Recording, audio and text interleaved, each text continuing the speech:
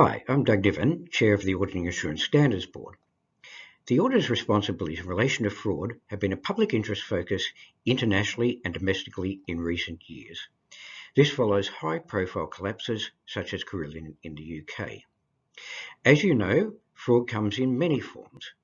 It's an intentional act and it can be by management, internally, directors, employees, or can be by third parties, all with the objective of deception to obtain some sort of unjust or illegal advantage. It could be corruption, bribery, manipulating reported financial position and performance. So that comes in many forms. The AUASB is consulting on international proposals by the International Auditing and Assurance Standards Board to replace the current auditing standard on fraud with a standard that includes a greater focus on professional skepticism and increased transparency in the auditor's report, as well as other matters that will be covered in the session today. In early May, the AUASB will host some roundtables which will seek your input on some of these key proposals. Today, we're providing background on the proposals. The roundtables will be that opportunity for you to have your say. I'd like to introduce Renee Herman, who is a Deputy Technical Director and has been heavily involved in the AUASB's development of its exposure draft. Over to you, Renee. Hi everyone. In 2020, the AUASB issued a discussion paper seeking perspectives from all of its stakeholders across the financial reporting ecosystem on whether the ICEs related to fraud and going concern needed to be updated to reflect the rapidly evolving external reporting landscape, and if so, in what areas. Following the discussion paper, the AUASB at its December 21 meeting approved a project proposal for the revision of the Fraud Auditing Standard, ISA 240, with the project objectives being around the clarity and role of responsibilities, facilitation of effective responses to identified risk of material misstatement due to fraud, to reinforce the importance of the appropriate exercise of professional skepticism, and enhance transparency on fraud-related procedures. The AUASB issued an exposure draft in early February of this year. The proposed revisions seek to strengthen the fraud standard on auditors' responsibilities related to fraud by defining the expectations in relation to fraud, delineating more robust procedures, and increasing transparency about the auditor's responsibilities and fraud-related procedures within the auditor's report. The proposals are really a refocus of the attention on the auditor's role in relation to fraud, and then also seeks to help drive behaviours. If you have not yet read the exposure draft, please visit the AUASB website for more information. This diagram depicts and describes what the AUASB believes to be the 7 most significant proposed changes addressing the key issues identified in the project proposal. These changes are expected to drive consistency in practice and change in auditor behaviour. All changes are focused on the auditor's role and the current context of the audit. The AUASB is not trying to rescope the role of an auditor to go beyond the risk of material misstatement due to fraud or error. In the next slides, we'll touch on some of the more substantive enhancements in these sections. So what's actually changed in terms of the role and responsibilities of the auditor? It's not change per se, but rather a complete refocus. Describing the responsibilities of the auditor before the inherent limitations of an audit makes the description of the auditor's responsibilities more succinct and unencumbered by language that may be seen to diminish the auditor's responsibilities related to fraud in an audit of financial statements. Also, while the primary responsibility for prevention and detection of fraud always rests with management and those charged with governance, the focus of an auditing standard is on the auditor's roles and responsibilities. And so we now see the auditor's responsibilities before those of management and those charged with governance. The standard introduces a statement which clarifies that the inherent limitations do not diminish the auditor's responsibilities relating to fraud. This statement was recently introduced in the UK's fraud auditing standard and is now being introduced in ED 240, which is pursuant to the IAASB's commitment, as described in their project proposal, to leverage enhancements adopted by other jurisdictions to fraud-related standards. If you wanted a little bit more information on these specific changes, the IAASB has recently issued a short video on Spotlight on Auditors' Responsibilities. The name and link is on the slide in front of you. So I've done enough talking for now, and I'm going to hand you over to Sue Wen, who is a manager in our team and who has been working closely with me on the fraud exposure draft. Hi everyone, feedback from the discussion paper and reinforced through the project proposal was that the appropriate exercise of professional skepticism needed to be reinforced, including remaining alert to conditions that may indicate possible fraud and maintaining professional skepticism throughout the audit. I just want to highlight a few key changes.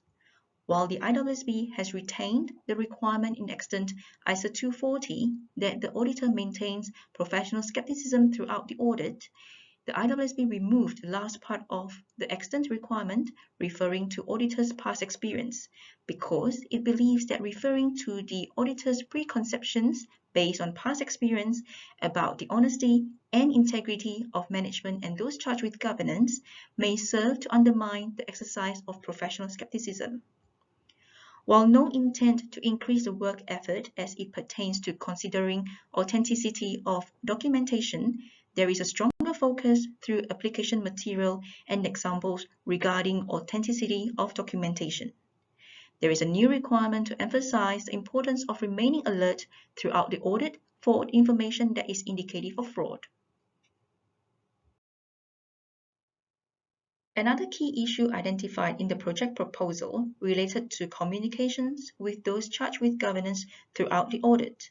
To this end, the IAASB added a new overarching requirement to communicate with management and those charged with governance matters related to fraud at appropriate times throughout the audit engagement. There is new application material highlighting the importance of robust two-way communications between management or those charged with governance and the auditor, the extent and the timing of those communications, as well as assigning appropriately skilled or experienced members of the engagement team with the responsibility of such communications. In developing the proposed changes relating to risk identification and assessment, the IAASB was mindful of maintaining the balance between ISO 315 and ED 240. The IAASB has endeavored to present the foundational requirements of ISO 315 with a fraud lens in ED 240 and not to duplicate nor repeat requirements from ISO 315.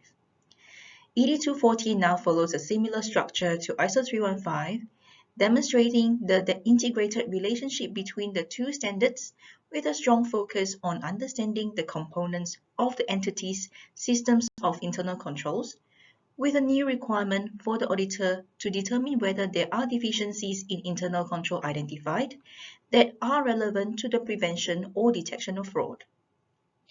Also connected to risk identification, the IAASB made the requirement related to engagement team discussions more robust with respect to the auditor's considerations of fraud throughout the audit and by requiring the engagement team discussion to explicitly include an exchange of ideas about the entity's culture, management's commitment to integrity and ethical values, and related oversight by those charged with governance as well as fraud risk factors, and a consideration of any fraud or suspected fraud, including allegations of fraud, that may impact the overall audit strategy and audit plan.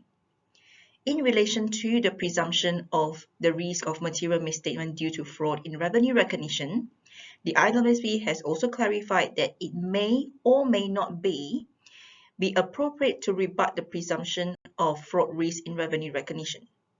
They have done this by requiring the auditor to take into account related fraud risk factors when determining which types of revenue transactions, or relevant assertions give rise to risks of material misstatements due to fraud.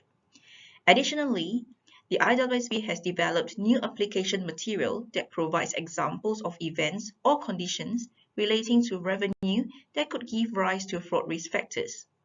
The application material also clarifies that the significance of fraud risk factors related to revenue recognition, individually or in combination, ordinarily makes it inappropriate for the auditor to rebut the presumption that there are risks of material misstatement due to fraud in revenue recognition. So again, really trying to drive the auditor's behavior. The biggest issue identified in the project proposal was a lack of clarity around the auditor's response to fraud. To this end, the most significant revision in 8240 is a proposed requirement in paragraph 55 for the auditor to obtain an understanding of the fraud or suspected fraud. Although the need to obtain an understanding of the fraud or suspected fraud was always implied in ISO 240, the AUASB is proposing to make that requirement explicit in paragraph 55 of ED 240. The requirement in paragraph 55 describes how the auditor obtains the understanding of fraud or suspected fraud, as well as the required elements of that understanding. Paragraph 56 then goes on for the engagement partner to determine a course of action. A key concern in relation to these requirements relates to scalability. The AUASB has sought to keep the fraud or suspected fraud requirement scalable by addressing the following two questions. Firstly, does the auditor apply the fraud or suspected fraud requirements to all instances of identified fraud or suspected fraud?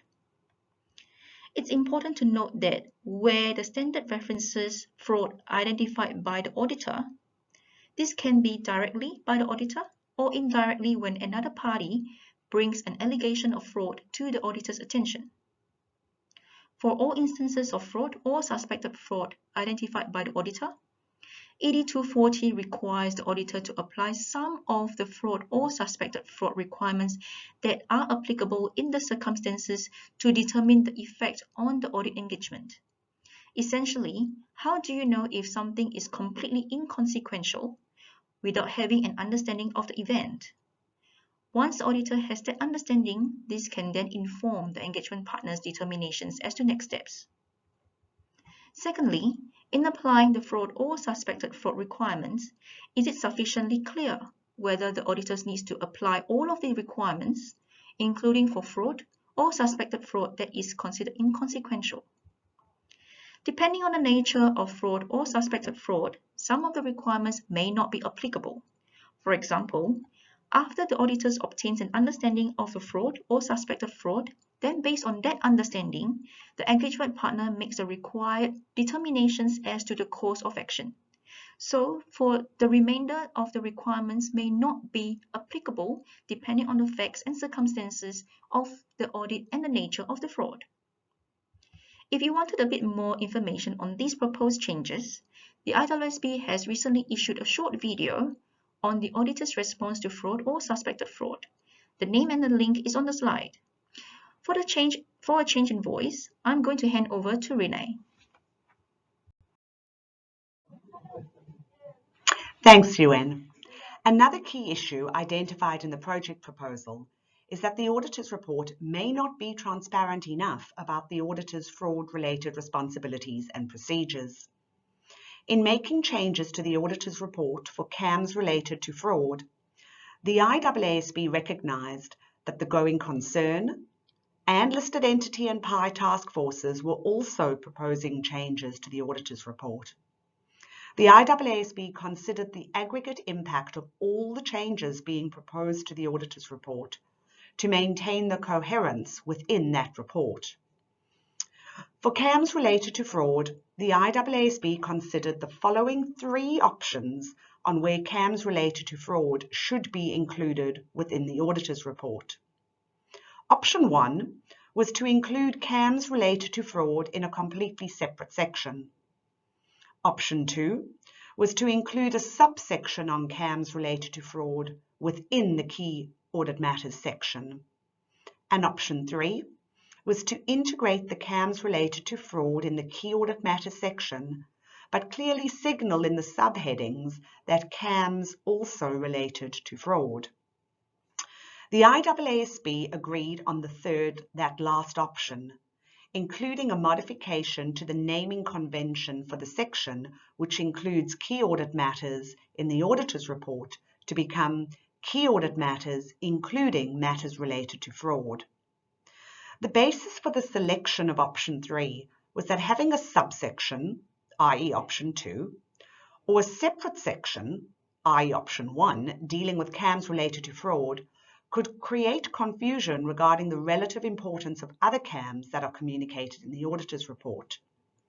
The IAASB also felt that having a subsection or a separate section for CAMs related to fraud may give rise to practical challenges, as some CAMs will well relate to both fraud and error. In terms of how to determine your fraud-related CAMs, the IAASB included a fraud lens to the filtering mechanism of ISA 701, with the following specific required considerations: identified and assessed risk of material misstatement due to fraud, the identification of fraud or suspected fraud, and the identification of significant deficiencies in internal control that are relevant to the protection, prevention, and detection of fraud. Additionally, to drive auditor behaviour, if the auditor determines that there are in fact no CAMs related to fraud, the auditor is required to communicate this in the CAM section of the report. An application material supporting this requirement states that it may well be very rare that the auditor of a complete set of general purpose financial statements of a listed entity would not determine at least one CAM to be related to fraud. Again, if you wanted a bit more information on these specific proposed changes, the IAASB has recently issued a short video on enhanced transparency in the Auditor's Report, and the name and the link is on the slide in front of you. Scalability is always a topic that comes up, particularly for those of you who are not in the space of the big end of town.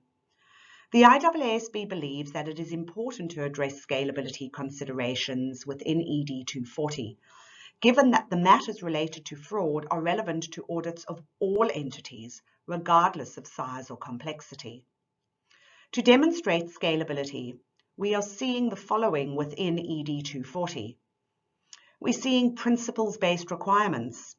The requirements in 240 are sufficiently principles-based that allows those requirements to be applied in a wide range of circumstances. We are seeing several conditional requirements. The IAASB have included conditional requirements in the standard that only apply when a certain condition is met. The conditionality for the requirement will always be highlighted at the beginning of the requirement to make it clear that there are limits to the relevance and applicability of that requirement. There are differential requirements within the proposed standard. Because transparency in the Auditor's Report about matters related to fraud is driven through the communication of CAMs, it is currently applying only to listed entities. Scalability considerations specific for smaller or less complex entities. To deal with that, the IAASB have added new or retained scalability considerations specific for those smaller or less complex entities. These are intended to help the auditor by illustrating how particular requirements can either be scaled up for the more complex entities or scaled down for audits of the less complex entities. Scalability in the context of the nature and circumstances of the audit engagement.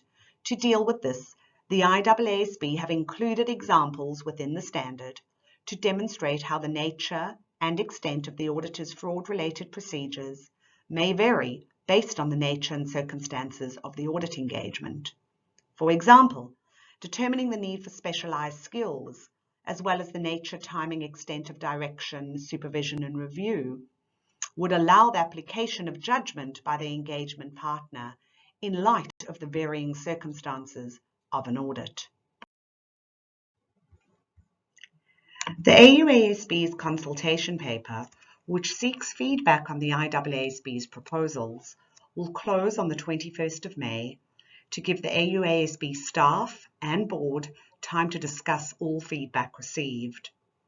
All stakeholder feedback will inform the AUASB's submission to the IAASB, which is due in early June. We will be holding roundtables to seek your views on the proposals and answer any questions that you may have.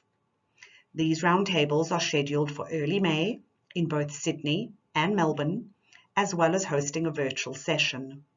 Please take a look on our website for registration details. Thank you for listening today.